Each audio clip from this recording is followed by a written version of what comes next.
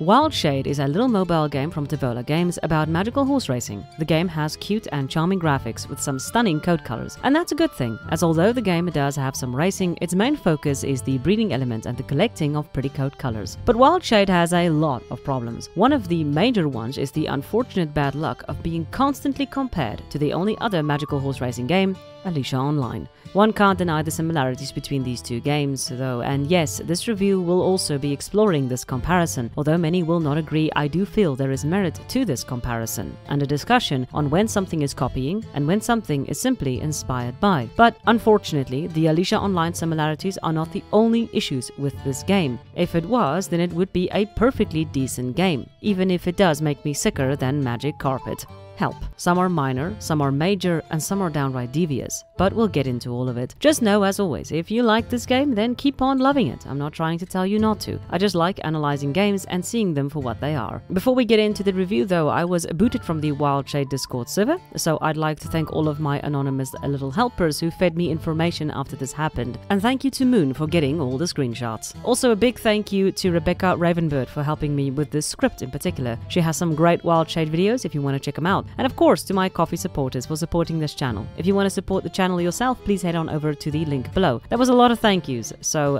let's just dive right in.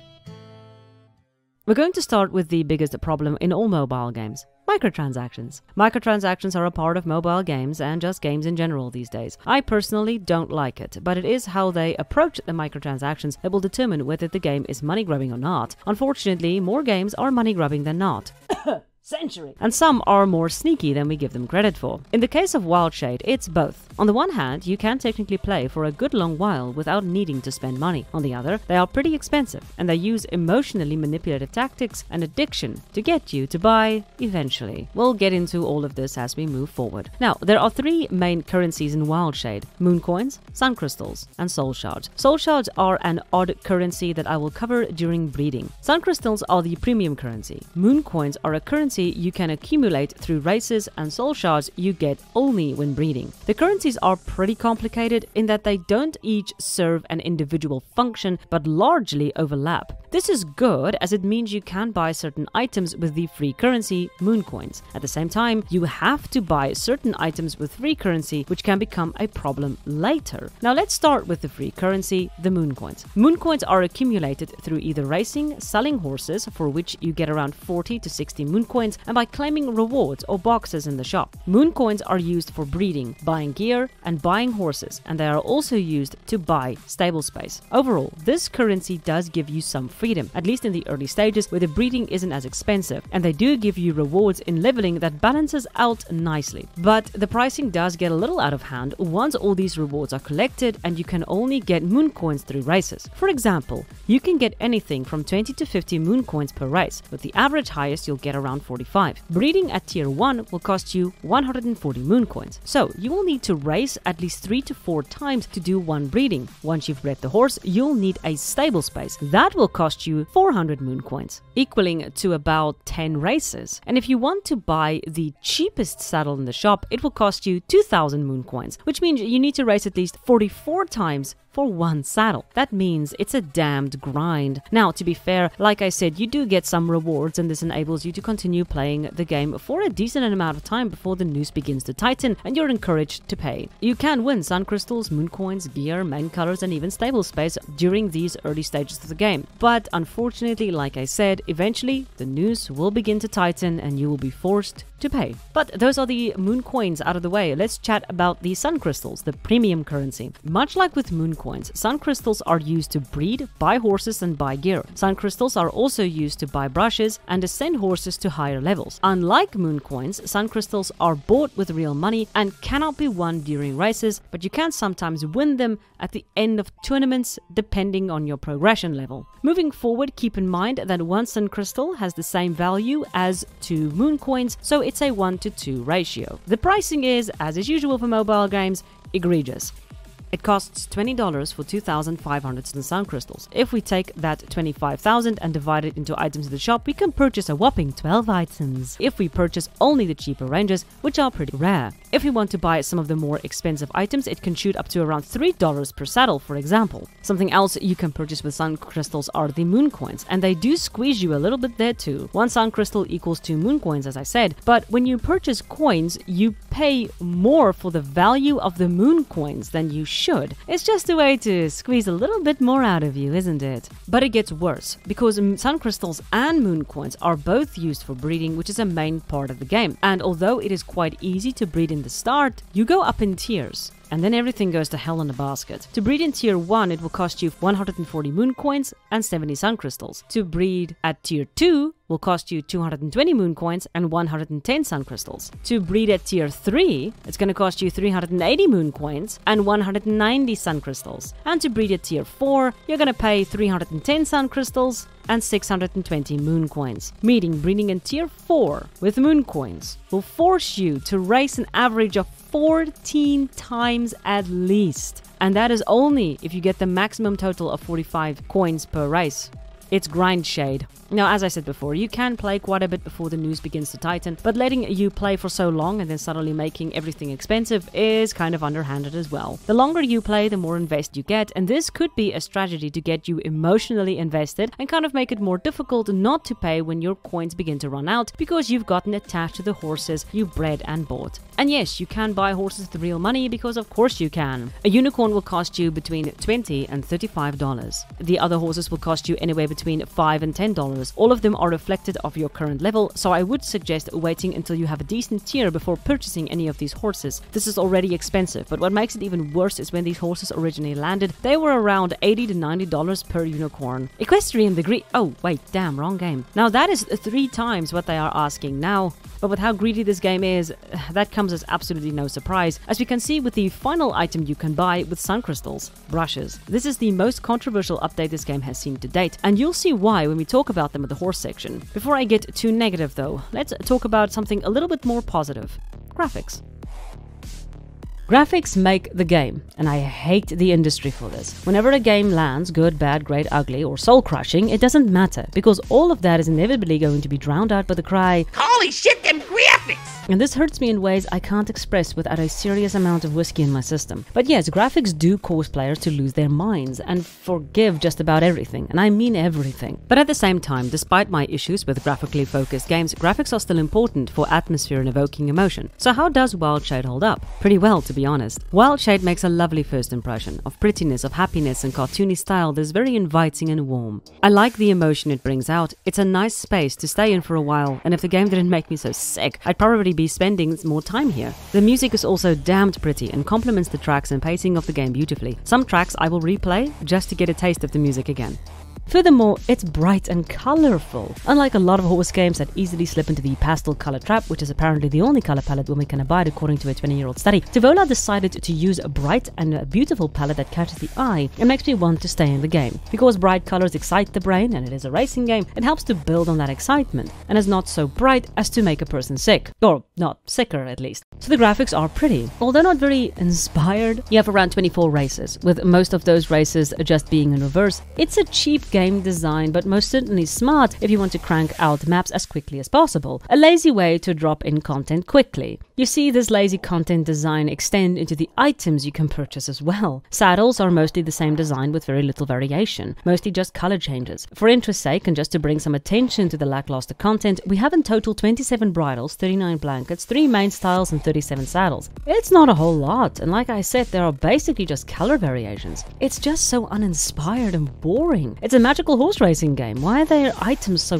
dull? What's worse, they actually had plans to add some really nice gear, but none of it has been added to the game. More's a pity, as the content is damn thin on the ground. When the game initially launched, a lot of people felt like the game was still in early beta, due specifically to this little amount of content and items that are still available in the shop. It is worrying and discouraging, but we will get into that. But getting back into the environment, it's the design of these tracks that feel very uninspired to me personally. It's just a cartoony forest, it's just a cartoony mountain, and it's just a cartoony town, with a lot of assets being repeated over and over again. Even the frickin' jumps are always, at all times, no matter what, a log. Alright, sometimes a rock, but mostly a log. Captain's log. Which is a missed opportunity and a bit of a disappointment. I mean, I have a horse with a constellation on its butt. Why not let me run over a dragon's back or over a galaxy night bridge? Why not let me run in the clouds? The game was already by definition a magical horse racing game. Magical. I can fling fireballs at other starry butts. Why not let me embrace all facets of that magic? Due to the nausea that I experienced in this game, I could not grind to get the starry butt horse, but I liked this joke, so it's staying. Okay, so just to cover my own starry butt, see,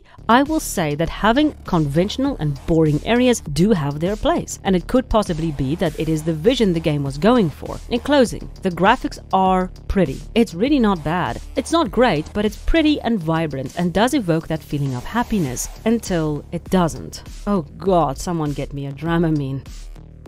Before I can say a single word about the gameplay, I need to talk about the nausea I experienced while playing it. The game made me sick enough to get knocked out for a day. I'm not even kidding. I can't remember the last time a game made me this sick. I can play Alicia Online, I can play Century Age of Ashes, I can play most games with no negative side effects. But this game affects me badly. And I'm not the only person getting sick, thankfully, or not so thankfully. Proverb today is misery loves company. But why is this game causing motion sickness for people? Alicia Online and Wildshade are very similar in a lot of ways, so let's compare their visual for a moment. They're both racing games, they're both magical racing games, they're both magical horse racing games, but with one key difference. One of them makes me sick and the other doesn't. Here's an example of a race from Alicia Online. Take note in how you take the turn in particular. Okay, so let's compare to Wildshade. See the problem? No?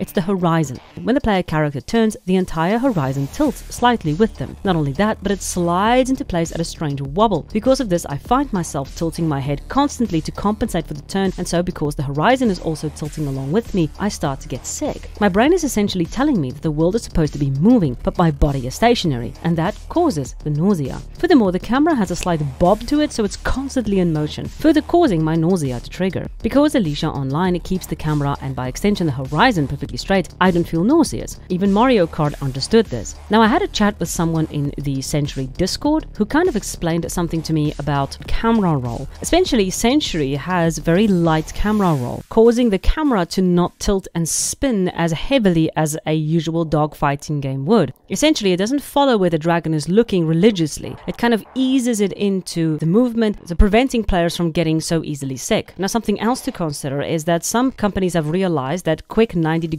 turns also causes motion sickness. Now, if we look at some of Wildshade's races, we get a lot of 90-degree turns, and this is also causing motion sickness. The whole level, everything about this game is designed to make people sick. I'm actually surprised more people aren't complaining about this. I went through some of the reviews and I couldn't find it. Maybe I am absolutely unique in this, but still, it is an experience that I had with the game. I think motion sickness is something most companies do understand, as, like I said before, I can't remember the last time a game made me this sick. This is a huge problem and a big reason why I'm not going to continue playing this game after this review. I simply do not want to feel like death every few hours. A lot of people are most likely downloading the game, trying it, and instantly removing it. After playing this game for 3 days straight, my head is still spinning so much that I'm worried it's going to drill through my spine and into my ass, and where will we be then? Battle with our head up our ass. Point being, if most games, even games like Alicia Online, can keep people from getting sick, then you should also be able to do this. Style should never take precedence over the well-being of your players, and the Motion Sickness Club don't play games that make us sick. But with that explained, let's get into the gameplay, which can be summed up in one word: random. My god, is it random. Most of the game is about these magical horse races, but the entire point of the race is not really winning, although that certainly counts for a lot, but rather the points you accumulate at the end of the race. You want these points to either rank or to unlock items in the campaign or to progress in your level. You get points in the race by casting spells and having them hit successfully, jumping over obstacles, picking up magic baubles, getting a good start, drifting around corners — I like drifting — being first during the race and coming in first at the end. The idea of this gameplay is the better you race, the higher you rank. But really, what it boils down to is pick up a lot of spells, cast all those spells in quick succession, and push up your points. As a result, you often don't care what spells you get, as long as you can hit something. Not the best game design, really. Racing is also connected to your progression. Your level determines the tier horses you can get in the breeding section and also unlocks reward as you go up. Now, where the points offer at least some depth in the racing, the gameplay is extremely simplistic and random. It's a mobile game. game, and although that can be a decent excuse for why the gameplay is lackluster, we can't really deny the existence of games like Fortnite, Minecraft and Genshin Impact, which we can also play on our phone. So really, the gameplay is just phoned in. The horse runs forward automatically. When you run towards a jump, the horse jumps automatically. You can drift hitting a trigger. I like drifting.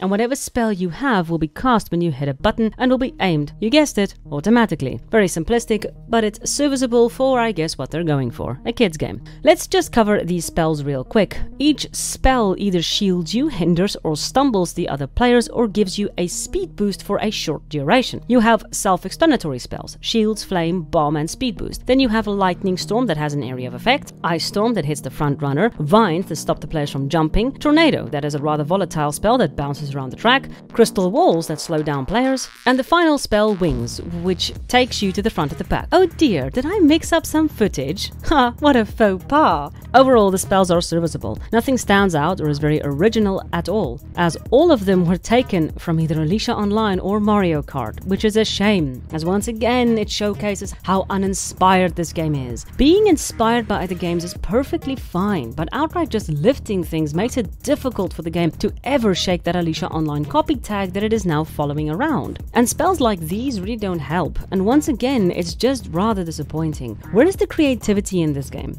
Are they hiding it behind the windmill? Do we need to storm the castle for some bloody creativity? That would actually be a fun game. Now, there are two problems with racing. The first is the random element, which include bots and spell spawning, and the other includes secrets, which there are a lot of. Let's first dive into the random elements, and I'm gonna have to explain why random elements are good before I can explain why they are bad. Random elements in gameplay are absolutely necessary. Without random elements, games will quickly become stale and boring. We can also call this the X factor, the surprise element that you can't really predict. A good example of this would be in Alicia Online, where the spells are randomly generated, with some mediation. Plainly put, the spells are random, but you have a higher chance to get specific spells, like a booster, by being on a specific place on the track, like last place. It is a semi-controlled X factor, which is very well done, as it keeps up the surprise element, but still allows you to take control in the game, and makes you feel like you always have a chance at catching up if you play right. This is really brilliant game design, and a lot of games apply specifically mediated or controlled X factors to ensure the player will always feel like they have a chance, no matter how small. Now in Wildshade, the random factor is almost the rule of the game. The spells are, as far as I could tell, completely random. There is no mitigation to the X factor, and as a result you are at the mercy of the game than actually taking control of it. It's not terrible, but this can cause a lot of frustration, especially when you keep getting crystal walls while you're at the back during the final lap of the race. Now, you do have some tactics you can utilize to win the race, but the random factor extends a little further than spell spawns, straight into the bots.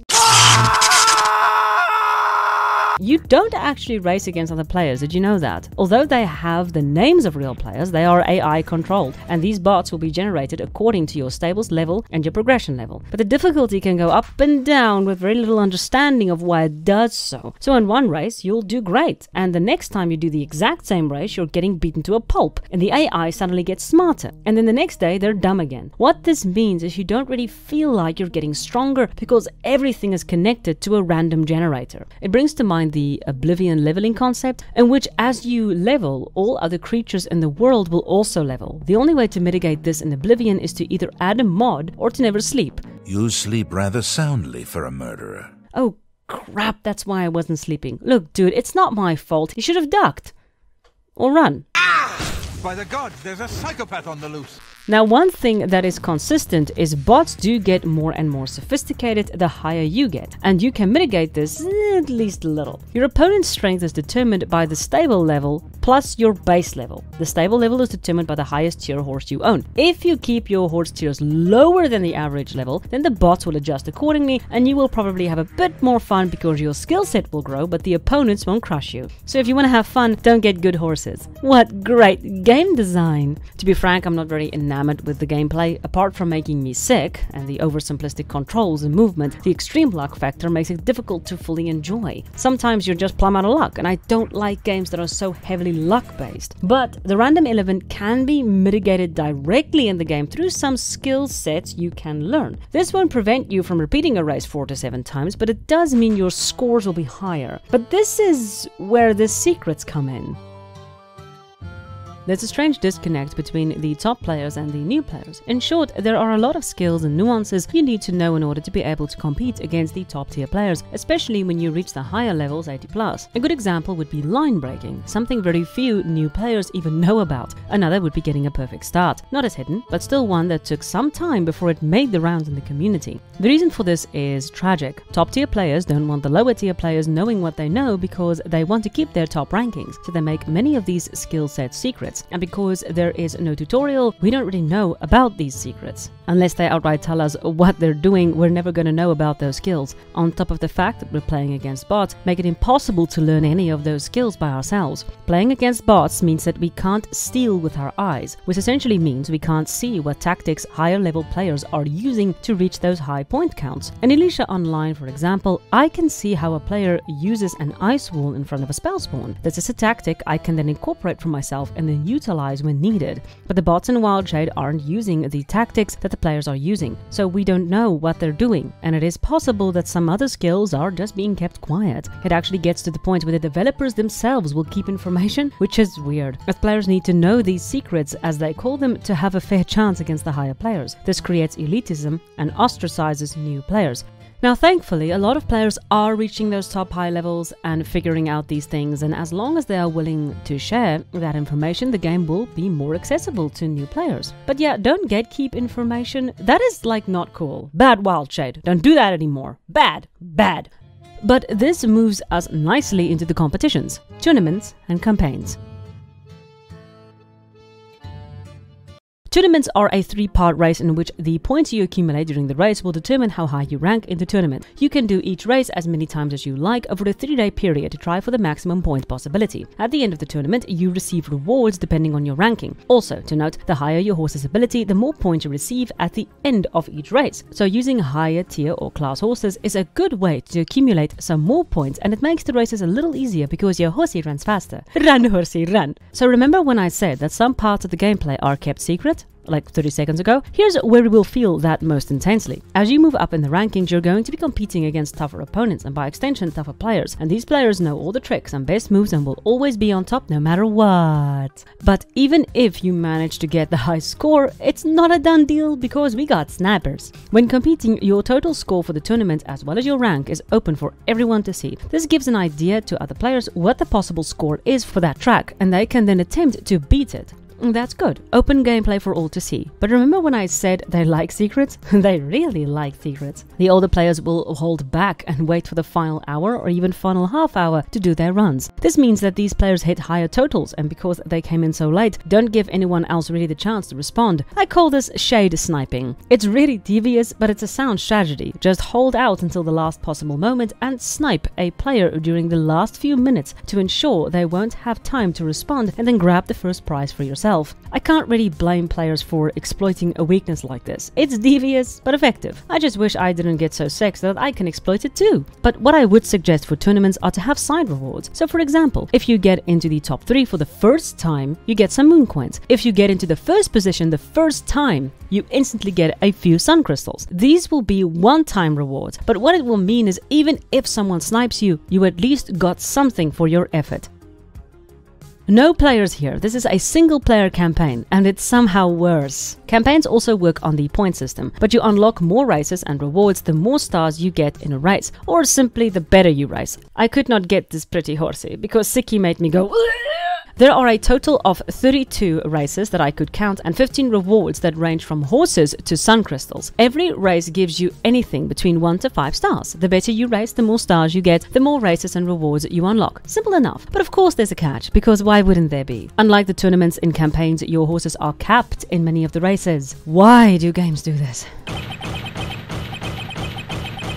So if you have a 700 horse ability, tough luck, the game caps the horse at 490 or whatever the cap is for that particular race. As a result, you can't, for example, when you're having trouble with the track, train a better horse and go back and do that race again. No, that is way too much freedom. We can't have that. So your horse will just be capped to create a challenge. This is not a challenge. This is what I call an artificial hindrance or an artificial roadblock. Why do games do this, I ask again. I spoke about this in my Equestrian the Game review. Briefly, it is essentially a limit or a cap that the designer puts on you to prevent you from enjoying the game. I mean, progressing too fast. I absolutely hate this in games, and here it is no exception. It is like being told by a teacher how hard you're allowed to kick the ball. Just let me kick the fucking ball!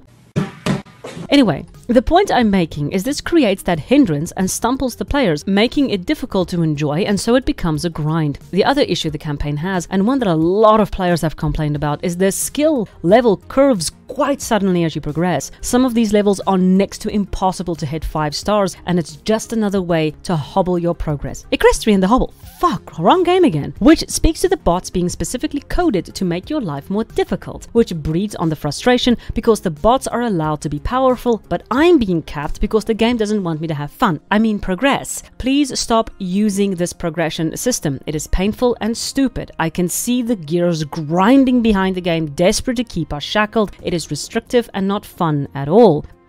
But at the end of each race, your horse will gain experience points, which gives me a good excuse to talk about the most important part of any horse game, the horses. Some might argue the most important part of any horse game is the gameplay, but that could just be me. If 90% of your game is going from point A to point B, I don't give a damn how realistic that poop is. Oh damn, I haven't spoken about the characters yet.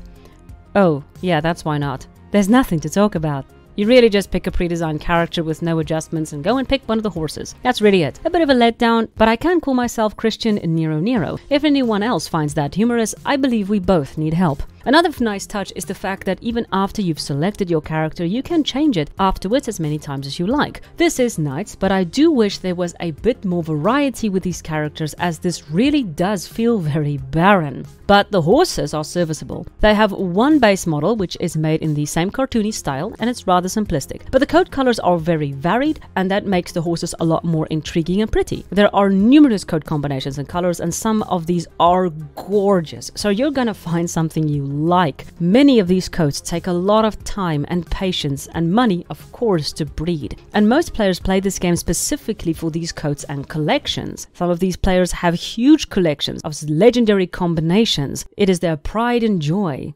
Keep this in mind as we move forward. The animations for the horses are okay. Horse animations are in general very difficult to get right, but they are serviceable. But you're not really going to be able to see the horse animations all that much, seeing as about 90% of the race you are staring at a horse's butt. But it is, to be fair, a lovely butt. Until it gets dirty, and then we have to look at a dirty butt, and I lose all my stars. I really wish I had my starry butt horse. This joke would have worked so much better. The human eyes on the horse is something a lot of people do mention, and some say it pushes them into uncanny valley. I do understand to an extent. It's very odd when you want to anthropomorphize animals, especially when in the same vein you want to make them as realistic as possible as well. It's a very difficult balance to find, but really the only way my uncanny valley is going to get triggered is if they turn all of these horses into zombies. But overall, for what they're going for with the horses, it's perfectly fine and it's serviceable. And the coat colors, although they can be very expensive, are beautiful until they're not. So damn why? Now we get to the brushes. During a poll, the community was asked what they would like to see in the game. Many of the players responded that they would like to have a care system where we can feed the horses or brush the horses or something just to interact with these horses. And the answer to the request was to add brushes, which you had to buy with real money, which is one of the most underhanded microtransactions I've seen in my life.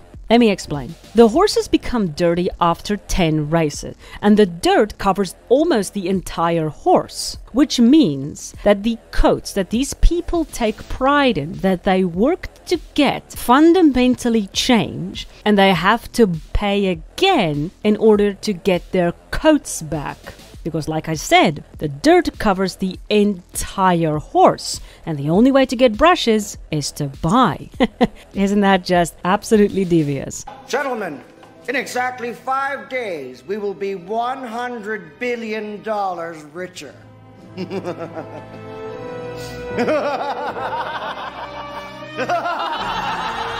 Now, the brushes aren't overly expensive. If 1,000 sun crystals costs you $1, then it means 5 brushes will cost you around 50 cents. Not bank breaking, but it still means you need to repay for a coat you probably already paid for. It's one of the most money-grubbing, greedy and ugliest microtransactions I've ever seen in a game. And in a kid's game, no less. And I'm not the only one saying this. After this announcement was made, the players were infuriated, making a post after post after post about how upset they were. And you can understand why. These are all die-hard fans who had been playing this game since the start. Watching Wildshade make a money grab must have been a bit of a shock, because up until that point, the devs really did seem to care. The devs responded with an obligatory "we hear your concerns" and "we promise to look into it." As of making this video and as of the latest update, they have yet to change the brush policy. The brush announcement has further been removed from all other social medias, showing that on some level they damn well understand that making an update like this is scummy. And it is scummy, and an absolute money grab. Taking away something we already paid for or that people worked hard to get and forcing them to pay for it is downright disgusting. What makes it worse is you can't win any brushes and you can't buy them with moon coins. This was a deliberate decision made by the company to squeeze more dollars out of their invested client base, and it speaks to a greed that runs deeper than a gold hoarding dragons. Remember when I said they catch you by making the game very easy to play in the beginning and then slowly tightening the noose as you play further? They prey on your investment in this game, and the time that you spent breeding these horse coats is also an emotional investment, and they know that you want to keep your pretty coats, and that's why they asked real money for those brushes, because they know people are going to be desperate to get their old coats back. My God. This is the part that angers me beyond belief with this game. It is so scummy. But there is more to the horses than coats, although that is debatable with how much focus is being placed on those coats. Now, the first horse you get in the game is a tier 1 horse. Tiers galore. There are 4 tiers in total. The horse's tier is dependent on this big number. This number is reflective of the total points he has in his base stats, which are speed, agility, acceleration, strength, and spirit. The tier determines the total stats or attributes of your horse, the level of the competitions you're taking part, and the level of the bots you're competing against. We've already covered this, but I've switched this section about 16 times, so it's staying. Now, each stat has a brief description in the game of what it does. Strength improves the horse's jumps, acceleration decreases the time it takes to reach top speed, agility improves the horse's steering, speed increases the horse's top speed, spirit increases the regeneration of magic. It's not like Alicia Online, where the horses have strength, control, agility, speed, and spirit. In the case of Alicia Online, these attributes have a bit more depth to them than just their namesake, and in some ways, Wildshade does too, although it doesn't matter and it does matter at the exact same time. This game is very confusing. Now, as I said earlier, at the end of each race, your horse is given these points which are automatically distributed between these attributes. You don't have a direct influence in how the points are distributed. Now, it is possible that riding a certain way will affect the stat distribution, but I have not been able to confirm this, and with no tutorials or no guides, it's very difficult to make an assumption. So, let's go with the assumption for now that you can't directly affect the stats. This creates an interesting problem. For example, strength possibly shortens the bar for drifting, and acceleration, according to one of the developers, not only helps you reach the top speed faster, but it also increases the duration of sprints and boosts. Now, this is all well and good, and it adds a layer of depth. Different attributes create different effects. The problem is, though, it doesn't appear that this information is readily available to new players anywhere in the game or in any sort of guide. So a new player will once again not know this, and that could put them at a disadvantage, especially if a combination of those ability skills is possibly an overpowered one. But we don't know, and I can't find out, because number one, the community is rather secretive about the inner workings of the game, as they were with the racing, and secondly, the racers also scale the bot's difficulty according to the horse's level, so you don't have a space to test those higher skills to see which one is better or how they are affecting the horse. And besides, you can't seem to distribute the points in any case. You're at the mercy of the game in that regards as well. So again, the game falls back on being random, and this takes away any control of the X factor and makes the player feel they have little to no impact. You just put on your blinkers and ride, because it's a mindless game despite having all of this depth that's really just being wasted behind gatekeeping and bad game design. If we had, for example, the chance to distribute the points at the end of the race, we would be able to determine the differences in the horses at least. We can see this in Alicia Online again, which has a comprehensive guide on exactly how all of these hidden abilities work for each skill. In example, speed increases acceleration speed and increases the duration of boosts. No, I didn't accidentally switch out those lines, those are exactly the same. Although they are very similar, the key difference is Alicia Online's information is openly available and you can plan accordingly. And of course, you have control over the point distribution. But let's get into the breeding, the most expensive part of this game that actually uses a loot box mentality to get you addicted. So the main focus in breeding is to get nice coats and high tiers. That's most of what you're going to be aiming for. You take 2 horses, you smack them together and you make a baby. Or in this case, push out a fully grown horse. Poor mare.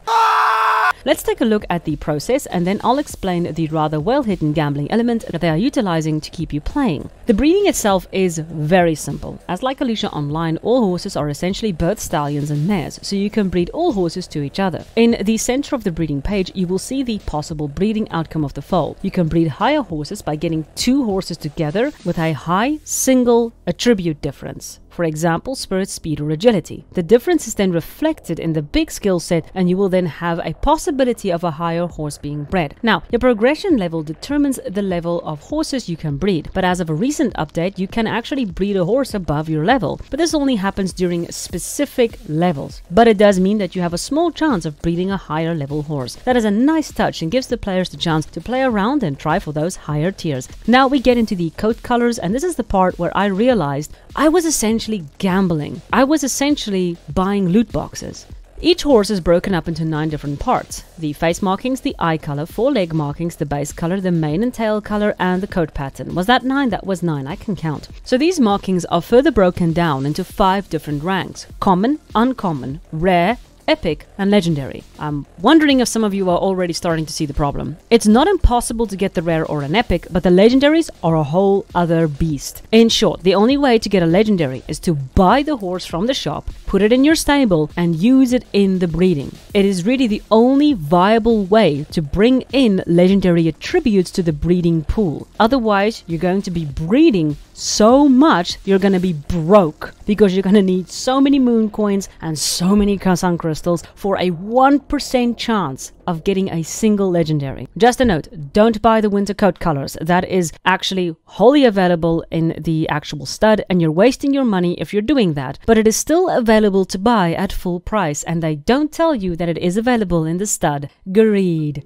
But I digress. If you by accident sell the horse you bought for those particular features, you technically lose access to those features and you have to buy again. And yes, this does happen. Now, it is possible to breed these legendary attributes cold, as I said, but it's very difficult. Remember, it costs you 620 moon coins per breeding in the highest tier. And this does not include the 400 moon coins you might have to pay for the stable space as well. Another little pressure on the wallet, isn't it? And so the noose begins to tighten and the grind begins. Now this is where the game shows its true colors. It's a grinder game that is intent on giving you less and less and less the more you progress, and once you're invested it makes it very difficult to progress further until you buy. It's a little underhanded, to be honest. But apart from all of this negative, there are 2 elements worth discussing that was added after players got angry. The first are soul shards or ascension points. So if you have a specific horse but it's very low tier, you can use ascension points to raise the horse into a higher tier. This is great, but there is a catch, because of course there is. You collect soul shards through breeding. The more you breed, the more you get. So essentially it's another money sink.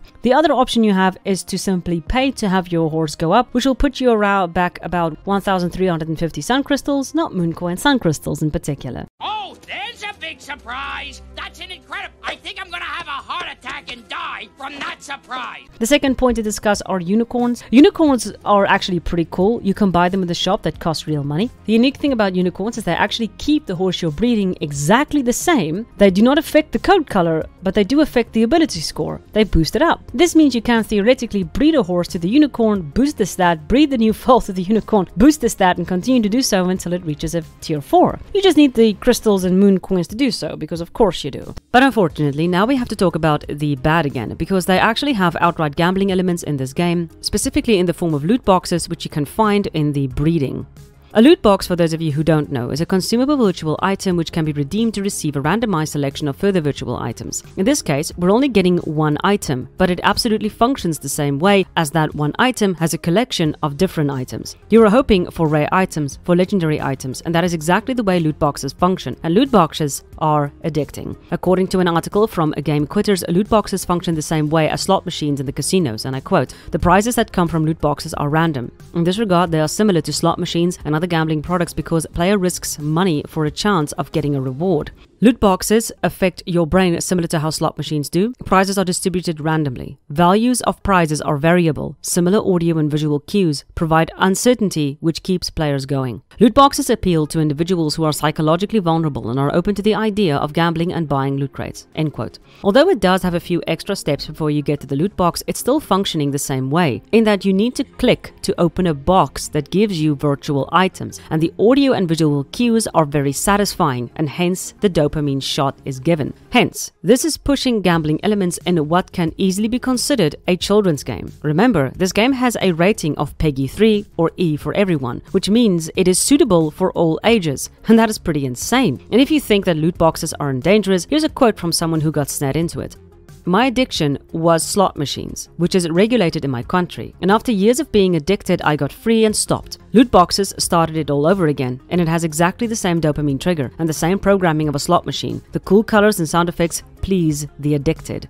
End quote. So yes, loot boxes are addicting. It is considered gambling, and although Wildshade's breeding is not a conventional loot box, it has the same functional elements that can trigger a dopamine rush and make kids addicted to gambling. This is something I think that a lot more of us should actually be discussing. Gambling elements in kids' games. It should be banned. I do not agree with loot boxes, and I do hope that more gaming companies and more regulations will stop people from adding this into games, because yes, it is dangerous. But weirdly enough, none of this matters, and I mean none of it. If you have been putting time into the mobile game, you just wasted your time, because Tivola has decided to move the game to consoles, and by their own admission, they won't have a lot of time for the mobile version anymore.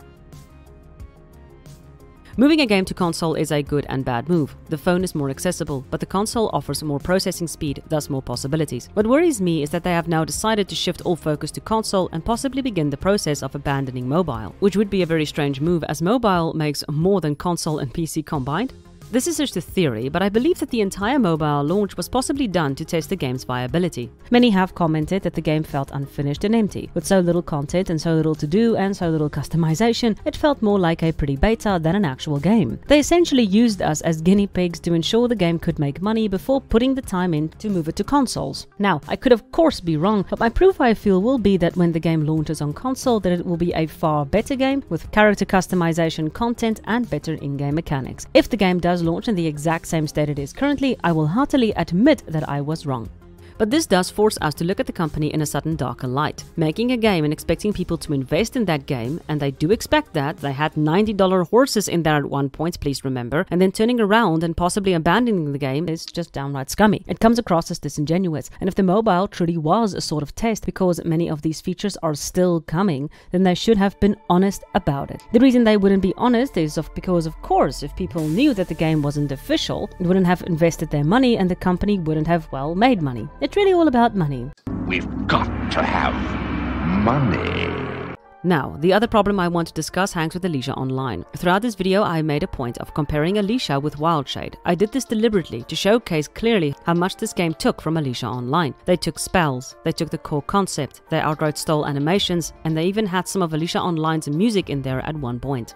According to one of the moderators, they actually had a pose animation at the end of the race that was very similar to Alicia Online, so much so that they had to change it. Furthermore, and once again this comes from an official moderator, they actually used Alicia Online's music as placeholders for the game during development. One of these songs actually slipped through and a lot of players heard it while playing Wildshade. Now, being inspired by other games or media is nothing new, nor is it inherently wrong. Dungeons & Dragons was heavily based on Lord of the Rings, for example, and many other games, books and films were in turn inspired by D&D. Even horse games base concepts and ideas off of each other. Can we call it stealing? Not really, as long as you make it something unique and different. But with Wildshade, it reminds me so much of Alicia Online. It's like a bootleg, like the Disney films that gets copied in China. These developers are quick to say, oh, but we also copied. I mean, we were also inspired by Mario Kart. But the problem isn't really that. The problem is, I can put these two games side by side and actually see things they took directly. No matter how much you copied from Mario Kart, you copied a lot more from Alicia Online. With these side-by-side comparisons, I then must conclude that Wildshade outright copied Alicia Online. I believe they possibly got a hold of the game files, reworked it a bit, and sold it as a brand new game. I could be wrong, but animations like these, and the fact that they actually used Alicia Online's music, make me feel that there is more truth to this than not. What makes this a little worse is that the people who keep Alicia Online up and running have no income. They have no way of sustaining these servers, and yet Wildshade simply piggybacked on that game and used it to make money, without making anything creative or interesting. But it's not over yet, guys, because we can't have a horse game without drama, can we? On the morning of 8th October, I had a disagreement with a moderator on Wildshade, and for daring to do so, I was banned from the Discord server. This would result in players voicing their upset over these restrictive rules, which essentially meant that you were not allowed to state things in the way you wanted, and if you dared argue with a moderator, you would be banned forthwith. I'm not kidding. This would lead to the eventual shutdown of the Wildshade Discord server. This will now mark the second horse game Discord server to be shut down this year due to players becoming fed up with toxic positivity and downright tyranny, and it's worrying that horse games are so sensitive to criticism that they would rather shut down any criticism than listen to it, that they would enforce draconian rules in order to prevent people from stating what they think or even argue a point, that they are so allergic to honesty that they would rather breed contempt in their player base than listen to what they have to say. As my friend said, I really don't understand these pansy-ass gaming companies that get their panties all in a bunch and go crying to mommy whenever someone is critical of their game. Go to Blizzard official forums for WoW, or even the review section / forums on Steam for various games, and look at all the people talking shit and venting their frustrations. You don't see people getting banned for it. If you can't take criticism, you're in the wrong fucking business. And I wholeheartedly agree. It speaks to an oversensitivity, to a fear that we will say something that they don't want the players or even themselves to hear.